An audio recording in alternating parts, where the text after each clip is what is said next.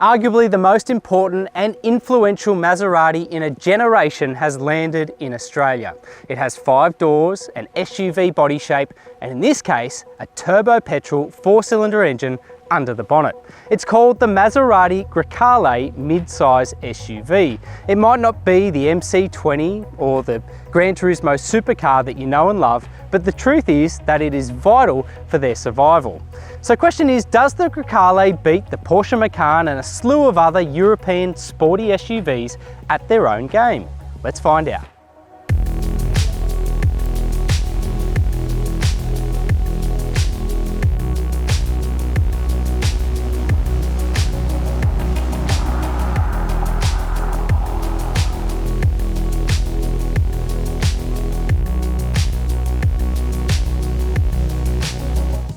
The Grecale, named after a wind that blows around the Mediterranean Sea, follows the Levante as Maserati's second SUV installment.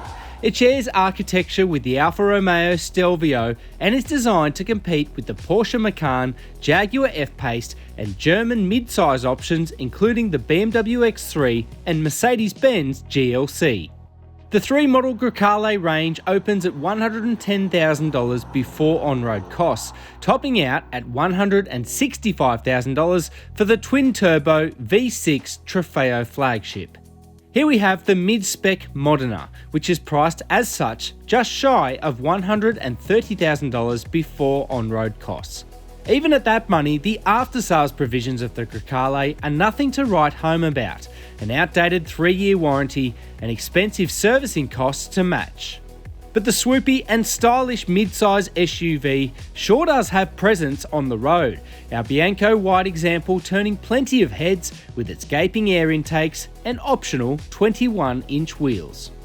There are 2 engine options available in the Maserati Grecale, and today we're concentrating on the 2-litre turbo-petrol 4-cylinder that powers both the GT and the Modena driven here.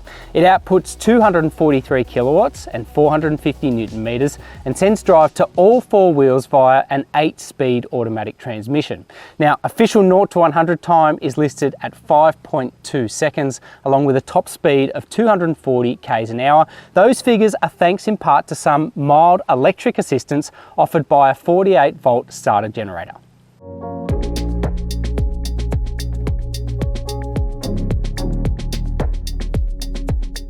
The interior of the Grecale almost presents like a reset of sorts for Maserati. That's because there is a really digital veneer to the entire interior, and mostly to good effect.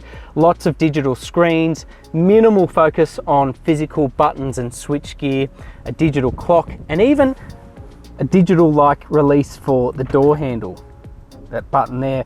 But with that said, even Maserati has had to give in to the legal requirement for a mechanical switch underneath, which can look a little bit fussy. But with all that said, I feel like they've done a great execution of a lot of traditional analog features. Beautiful Italian leather throughout the interior, a nice low-slung driving position which really cultivates feeling and feedback through the cabin, and great storage and space all round. The interior covers the basics where charging and storage are concerned. And above all, it feels quite special, dressed in quality materials and well put together. Now for infotainment, pretty much everything you see here is controlled via 2 touchscreens. They're very nicely presented and integrated, and it's sole reliance on both those screens, which would ordinarily be a bit of a cause for concern, but that's not the case with the Grecale, because as you can see here, everything is basically permanently presented. So it means you don't have to go through various sub-menus for basic functions like recirculated air or changing the control temperature, and that means less distraction while you're on the move. The other clever feature here, it is a bit foreign, but the gear selectors are actually included into the center fascia as well, which liberates a little bit more space for odds and ends. It looks neat and it's quite practical on the go. And one of the redeeming features I also like, traditional Maserati, you can pull the car into neutral using the paddles or pull it into drive as well, which is a nice sort of throwback touch. But in terms of the operation of the screens, the integration of Apple CarPlay, it's actually really well executed. The screens themselves are quick to react to inputs, and I feel like they lead to minimal distraction on the road. The Maserati covers most of our basic infotainment checklist on test, but there's a catch. Head-up display is an optional extra. The safety add-ons are much the same, with traffic sign recognition part of an optional $7,000 pack, but everything else on our checklist is covered standard. For me, one of the real surprises of the Grecale is rear seat space, especially when you consider it's only 4.8 meters long. That's largely on account of the almost 3 meter wheelbase, but inside it translates to pretty generous knee room, headroom and shoulder room, certainly within the scope of 2 adults or a couple of kids alike. You've also got soft contact points, a pretty open window line and nice incidental storage as well.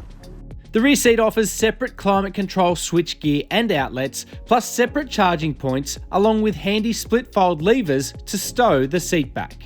Meanwhile, the boot area is long but narrow in dimension, offering ample space for a designer pram or a couple of full-size suitcases. A separate 12-volt power outlet and powered tailgate are included, but a tyre inflation kit is fitted in lieu of a spare.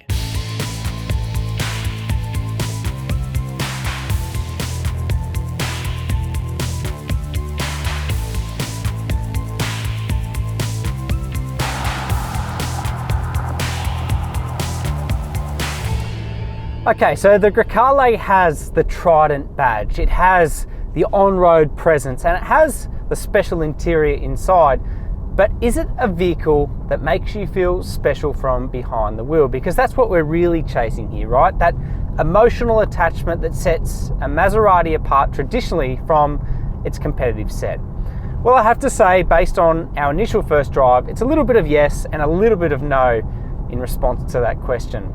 Yes, because the Maserati gets a lot of the basics right, you're really low slung in the cabin, you have beautiful furnishings at all the contact points, and it gets most of the basics right in terms of key tuning of the controls. The steering, the brake pedal in particular is really nicely modulated, and it definitely feels European and sporty from behind the wheel. The other really complimentary feature with this car is that it feels smaller than it really is, and I think that's a really redeeming handling quality of any car, especially an around town SUV.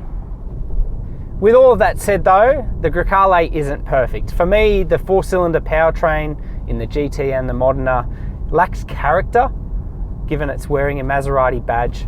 And the ride as well, it's a little bit fiddly on B-grade roads. Certainly not disconcerting with the way that it goes about its business. It's fairly compliant, feels fairly well balanced, and it feels light as well, especially over the nose. But it just doesn't have that typical handling resolve that other offerings like the Porsche Macan managed to strike. You know, that really nice compliance, big footprint, and nice sort of balance, and balanced against a really nice handling set as well. You know, really able to lean on the tyres, make the most of the grip available. Instead, the Grecale just feels just that little bit unresolved, a little bit brittle over sharper bumps in the road, bigger washouts. It recovers from fairly commendably, but it just takes a little bit longer to recover itself over bumps in the road. Certainly not bad, but not quite as good as the Porsche Macan. Now, the drivetrain, if I change to sport mode, instantly there is a bit more grunt, a little bit more peppiness from the drivetrain, but it lacks that character, it lacks that presence that you really kind of come to expect from a Maserati.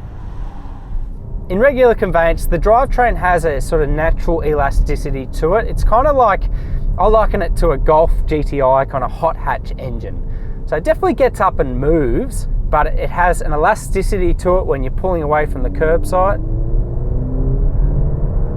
And it's brisk rather than all out fast. That's fine for a hot hatch, but for a $130,000 Maserati SUV, doesn't quite feel as though it's cutting the mustard. And I think the biggest disservice to this car is the fact that you can buy a Porsche Macan GTS for similar money, and that has the stonking V6 petrol powertrain, loads of grunt, you know, a scary amount of speed really, if you really want to hook into it. This moves, it makes an okay note, but probably not where I expected it to be. An $80,000 SUV, fine. $130,000 Maserati, it's not quite doing it for me in a performance capacity. But I think if we strip this car back and we think about what it's going to be used for, and really it's A to B commuting, it's soccer training, it's school runs, it's runs to the shop, it does all that fairly well. Summing up, we describe the Grecale as competent and nippy, if a little shy on character. It lacks the vault-like road handling of the Macan and the F-Pace, but for much of the intended audience, that isn't likely to matter. Ultimately, as a driving enthusiast, it's the Trofeo version of the Grecale that I'm really personally interested to test. But even so, this mid-spec Modena, I think, does what it sets out to achieve. It's sensible, it's smartly packaged for an SUV, it's exotic enough, and it's quite nice to drive. Does it match or exceed the Porsche Macan in terms of its well-roundedness? Not quite, but it's a pretty good interpretation. And being the first of the Grecale SUVs, I think it's a pretty good sign of what's to come from the Maserati brand.